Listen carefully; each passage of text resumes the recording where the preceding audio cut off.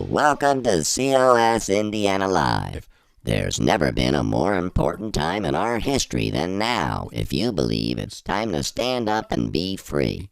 Stay tuned and come back every Monday at 7 p.m. as our state director and host, Dale Parrish, present the need for self-governance. Our COS Indiana vision statement is to build a grassroots community of Hoosier citizens and legislators dedicated to the constitutional concept of self-governance. So, take it away, Dale.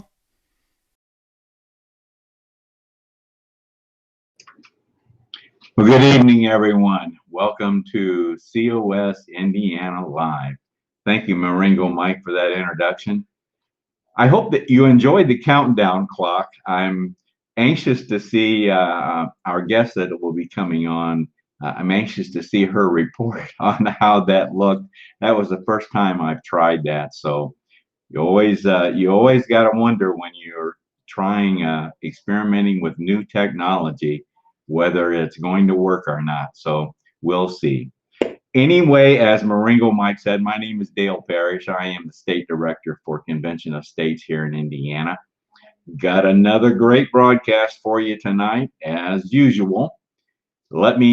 Before we get into introducing the different segments that we're going to cover, I want to once again mention to you that we are now live streaming our broadcast on our YouTube channel, COS Indiana. The broadcast comes to you through two sources. The first source and the main source is our Facebook page, Convention of States Indiana. But we've created now a second source for you, and that is through our YouTube channel, COS Indiana, where the broadcast is also now live streamed. So let me get into then the different segments of our broadcast. The first segment is always the discussion topic, might be, in fact, a topic that we will have a panel discussion on. Most of the time, what I try to do is bring in an individual from our leadership group here in Indiana to introduce that person to you, let you know what they do, what their duties are, and so forth. We'll also, from time to time, bring in someone from our national leadership group to do the same thing, to introduce that person to you. We also then, from time to time, bring in our super volunteer. I call her a super volunteer, Debbie Stewart. Debbie comes in and gives us another chapter in the Michael Ferris Constitutional Literacy series. And that's what we have on tap for you tonight. We'll be bringing Debbie into the screen here very shortly, and she will be presenting another chapter in that series. And I think you're going to really enjoy this chapter tonight because it is a very, very popular item. And I'll hold on until she gets on so she can tell you what it's all about. All right. The second segment, after we're finished with the discussion topic segment, the second segment is what I call the information segment. In this segment, I'll bring up my PowerPoint and we'll share with you resources that we have available to us here in Indiana for educational purposes as well as other purposes. I also include some numbers as to how we're performing here in the state. And I will tell you right now, we're doing very, very well. But just a few numbers to give you an idea of what we're trying to accomplish here in Indiana. The third segment will be to recognize any comments or questions from any of our viewers tonight. If you are a viewer and you want to make a comment or you want to ask a question, feel free to do so in the chat section. And I'll do my best to bring that up on the screen, and we'll try our best to address what you're commenting or questioning. The last segment will wrap things up for the evening. I'll also let you know what we have planned for our next broadcast, which will be next Monday evening, the 26th at 7 p.m. And then I'm going to invite you to join us here in Convention of States in Indiana. You know, our broadcast, we try to target those Hoosiers here in the state of Indiana that are not part of our organization as yet. And we're always trying to invite more and more people to join us. That's called growing the grassroots. And so that's why I call this the invitation, is we're inviting people to join us here in Indiana. Now, obviously, if our broadcast goes beyond the borders of Indiana, anyone's welcome to view the broadcast and participate. But just so you know, the target audience that we're trying to reach are the Hoosiers here in the state of Indiana that are not part of our organization as yet, and we would love to have you join us. All right, that is what we have planned for this evening as far as our segments are concerned. So without further ado, let me bring in our super volunteer, and I'm going to unmute her, bring her up here. There she is. Hi, Debbie. Hi, Dale. And so glad to have you this evening. How did the countdown look? Did it go okay? Well, it was interesting. It went 2 minutes to 159, 158, 157, 156, and then it reset to 2, down to 156, and I think it reset a third time, and then it kept going the third or fourth time. Okay. It looked like it was stuck in a little loop. I think I did that. I think that was my fault. Okay, good. So you know what it is. Like I said, whenever you inject new technology, it just seems like with me, I gotta mess it up the first time, and maybe the second time. But anyway, I think what I did is I didn't recognize that it had started the countdown, so I clicked on the start a couple more times, and I think every time I did that, it must have started over. So anyway, thanks for giving me that feedback. So welcome to the broadcast, Debbie. We always enjoy having you on. Well, it's great to be here. So what you going to talk about tonight? Oh, we are going to talk about the right to keep and bear arms. Ooh, wow. Something that's been in and out of the news a lot these last couple of years, for sure. It sure has. This is going to be very, very good. All right, take it away. All right, well, first, just a couple objectives to cover while we're talking about this is we want to recognize what are the two main questions at the center of the Second Amendment? And we'll talk about the two Supreme Court cases that went with those questions.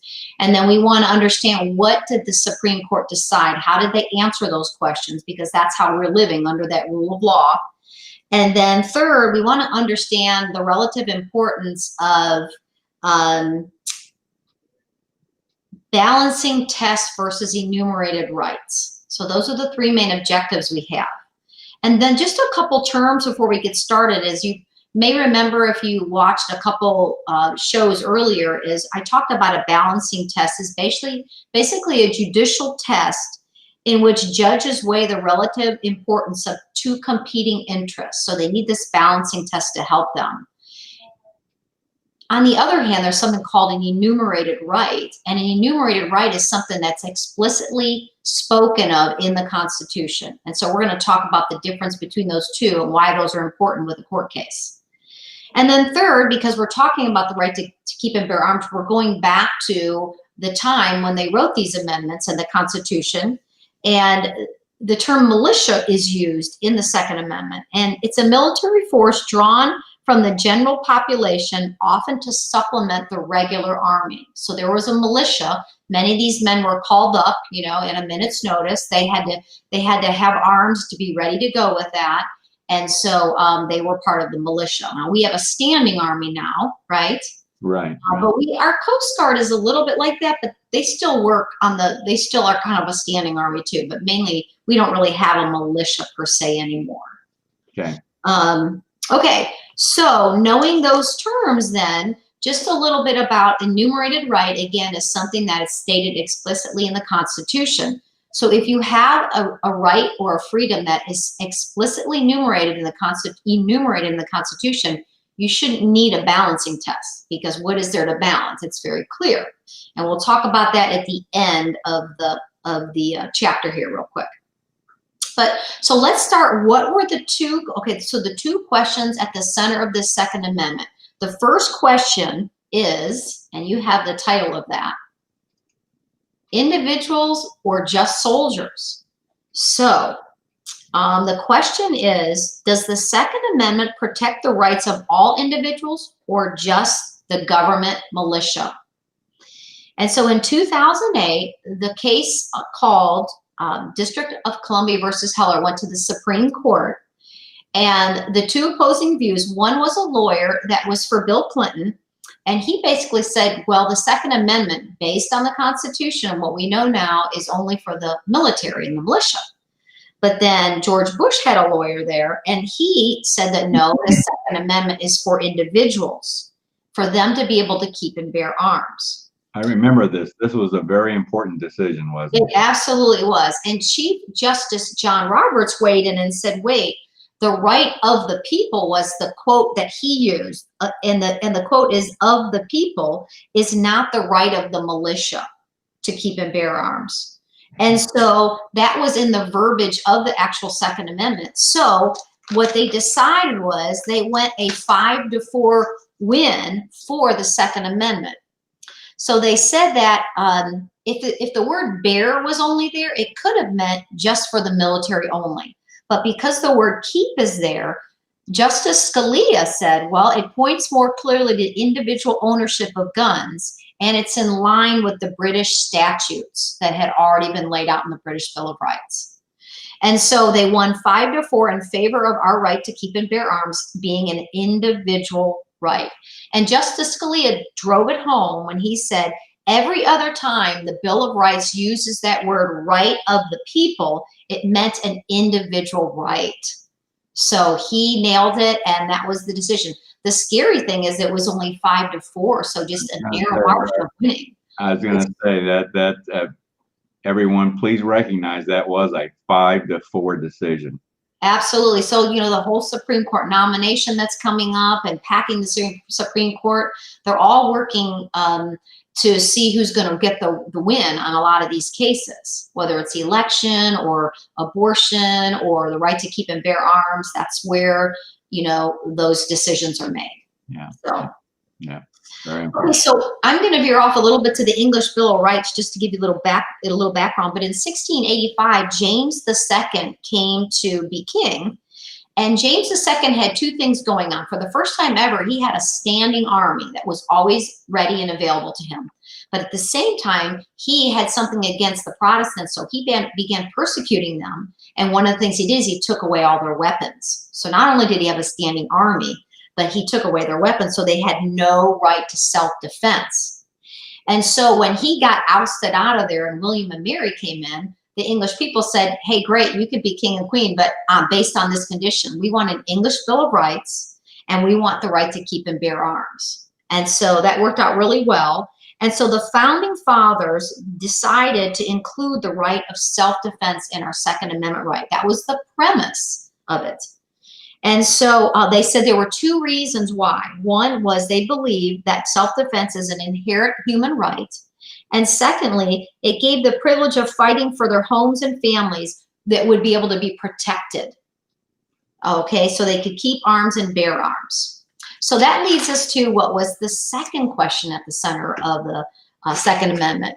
And the second question, well, this was decided, it was District of Columbia versus Heller. Well, District of Columbia isn't a real state, they're kind of their own thing.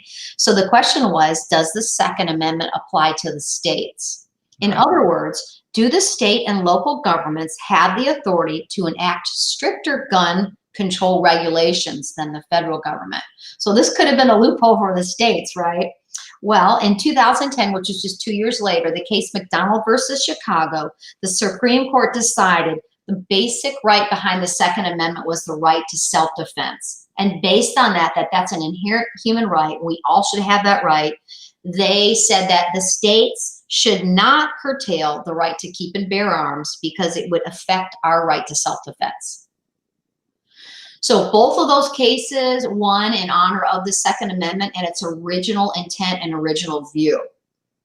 And so, so the conclusion of this whole thing, and it's really kind of a short unit because it was just those main two cases that he talked about, is that self-defense And you think about, what do we need self-defense? Sometimes we think, well, I want to carry a gun in case somebody pulls theirs out, but remember, they were worried about tyrannical governments. Right. That was their main fear because of James II, some of the other kings that had been in England.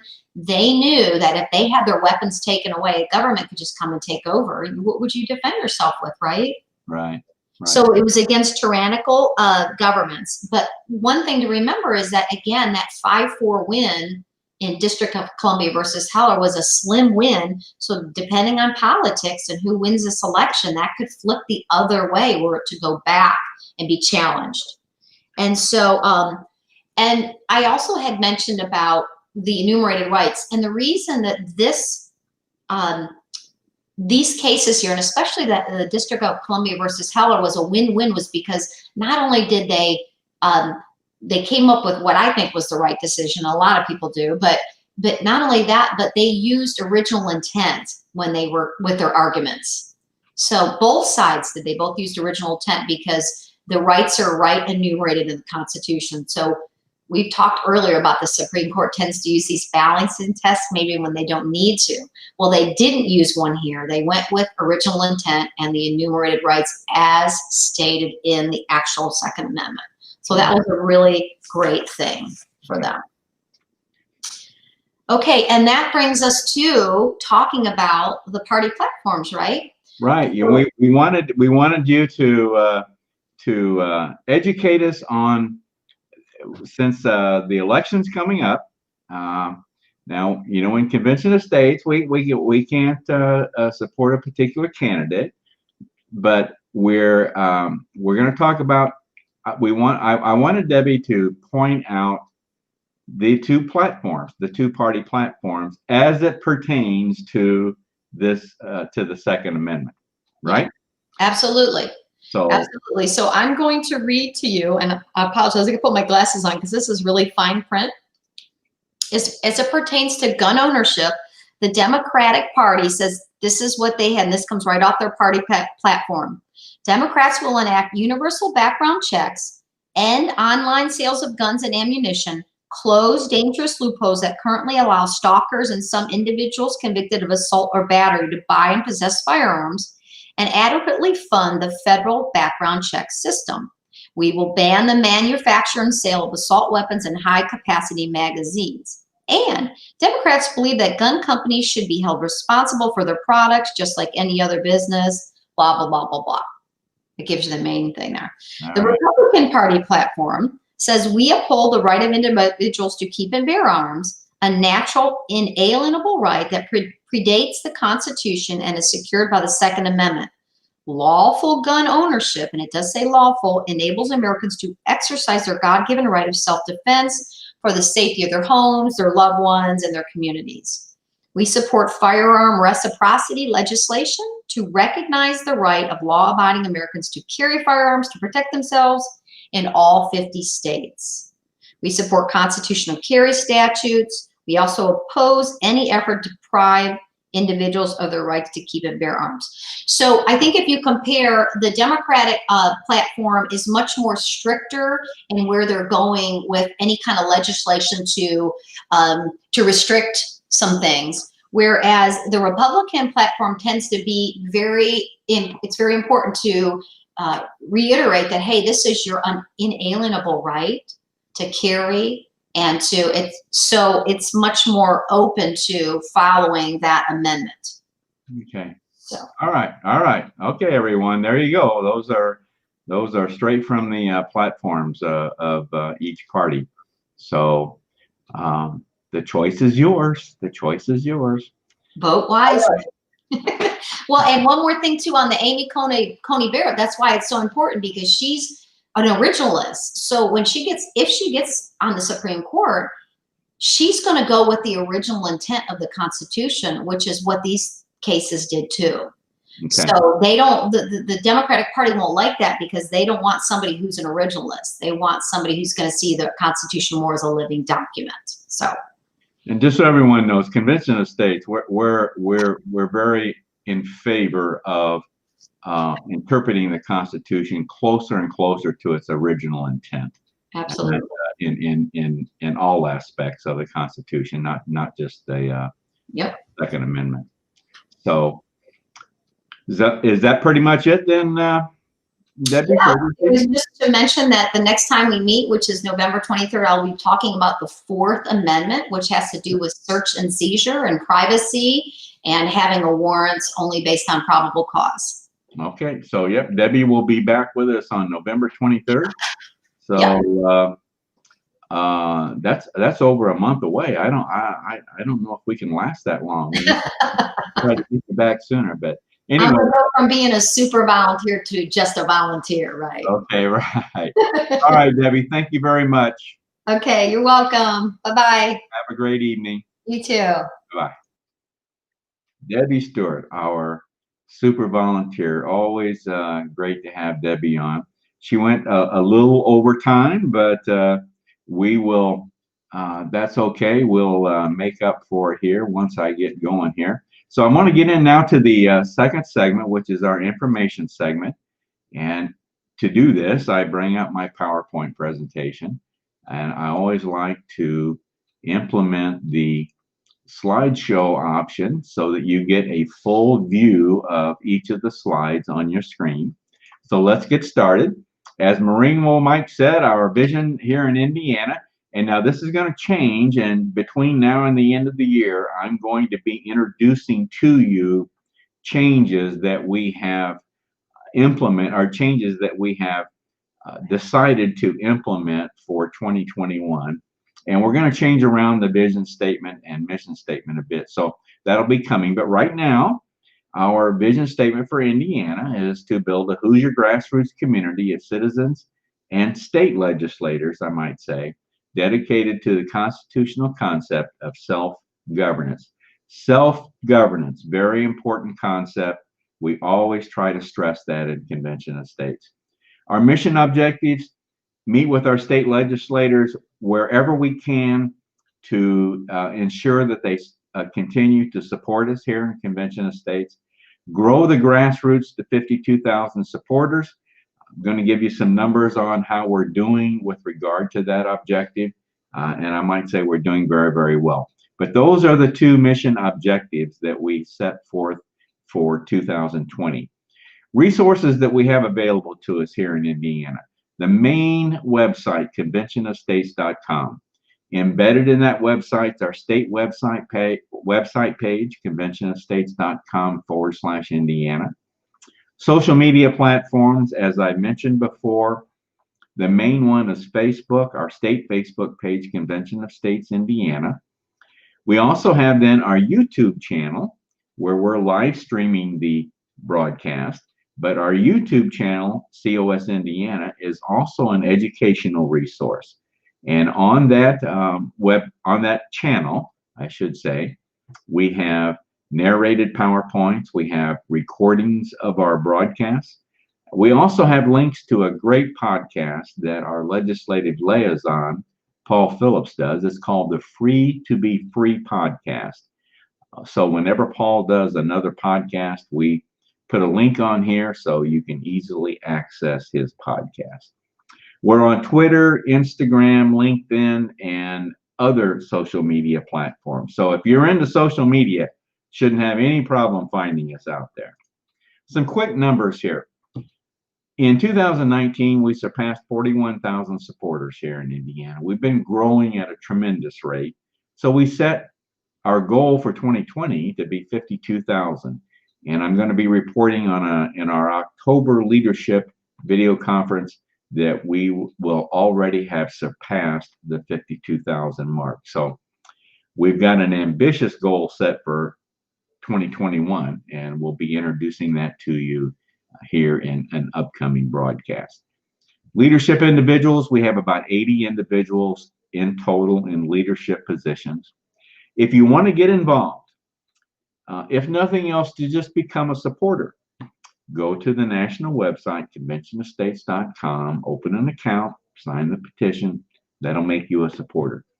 If you would like to perhaps look at a leadership position, click on the menu selection, take action, scroll down to where it says become a leader and take a look at the different positions. They're all volunteer positions. We would love to have your involvement. I want to leave you with the 3 basic tenets of our program. We call these the Convention of States Basics, and that's the problem, the solution, and the plan. The problem we've defined in 3 major abuses that we see happening in the federal government. Our solution to address these problems is to call a convention of states according to Article 5 of the Constitution for the purpose of proposing amendments to the Constitution that would address those problem areas, those abuses. And then the third tenet is the plan, how we're going to bring about and make this happen. So once again, if you go to conventionofstates.com, click on the menu selection resources, you can find all sorts of information regarding the Convention of States Basics.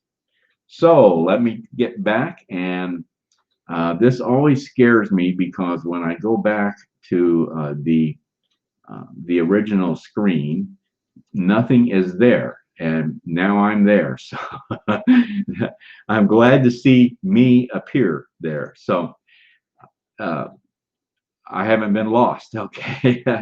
So here I am. Let's see if we have any. Well, we got one of our viewers has made a comment here, and we want ACB. What? Okay, we want ACB. Okay, I probably ought to know what that is. What are we talking about here, Richard? So shoot me another comment and explain what ACB is. So anyway, Richard is one of our region captains. So up in the north western part of our state, covers region 1 and 2. I'm sorry. Okay. Oh my goodness, I'm embarrassed. Amy Comey Barrett is what he meant by ACB. So I should have caught that. Thank you, Richard. Yes, and we definitely want him on there. And I see one of our other viewers. This is our events coordinator.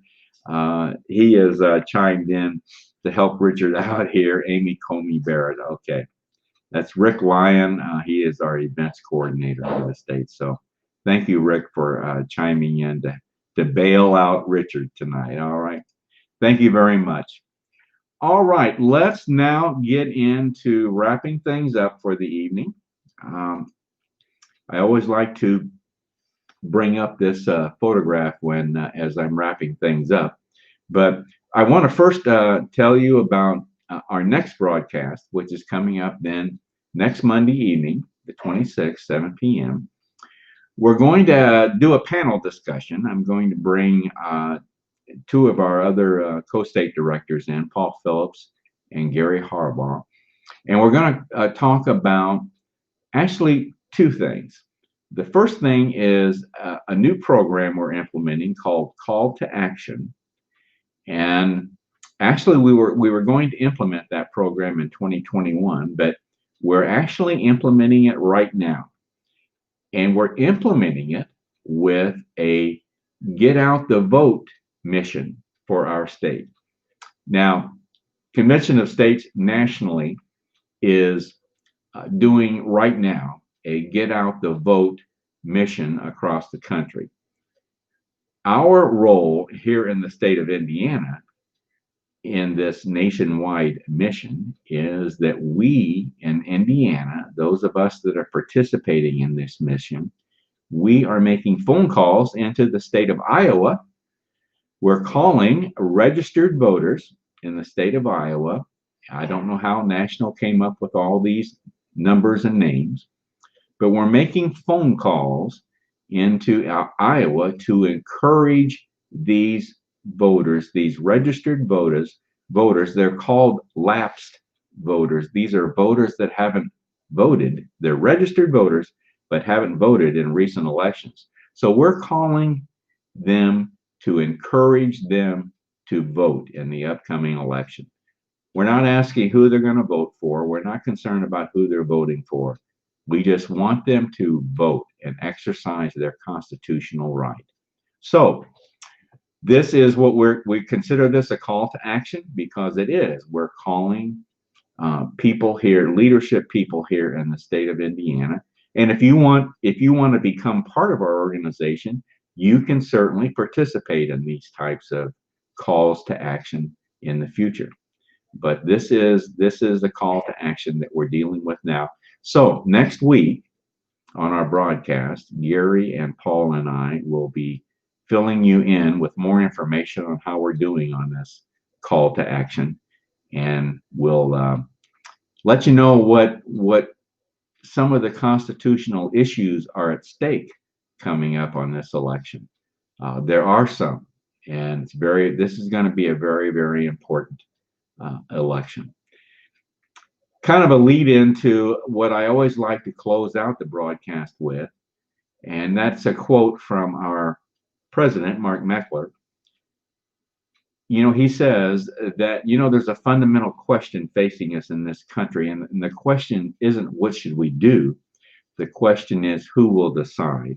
So the question facing us is a two-word question, very simply, who decides? And I think it's so, so important with this upcoming election, and with, when you stop and think about it, you're voting in this upcoming election, your right to vote, you are exercising the who decides. So this is your way, one way of exercising who decides, exercising we the people who decides. Now, we also stress self-governance, so there's also other ways for you to get involved, not only at the federal level, but the state, county, local, city level, community level. And that's all part of self-governance, and that's all part of we the people when it comes to who decides. So I always like to wrap up the broadcast on this note, and that is we the people who decides. So with that, folks, I'm going to wrap it up, and thank you for tuning in this evening, and put us on your calendar for next Monday evening at 7 p.m. and look forward to seeing you at that time. Thanks, everyone. Have a good evening. Good night.